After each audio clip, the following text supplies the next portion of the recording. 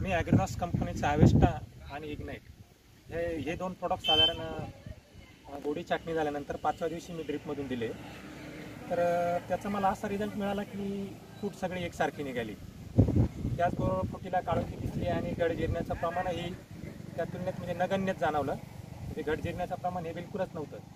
त्याचबरोबर येणारा डावणी किंवा करप्याचा जो आक्रमण आहे म्हणजे छाटणीनंतर एवढं खराब हवामान असताना सुद्धा फार कमी प्रमाणामध्ये डावणीची बुरशी झाडावर दिसली आणि जी दिसली ती फार ॲक्टिव्ह नव्हती. साधारण साध्या स्प्रेने सुद्धा ती कंट्रोल झाली आणि प्लॉट आता एकसारखा दिसला. आता आज तुम्ही बघितला तर हा प्लॉट 20 दिवसाचा आहे.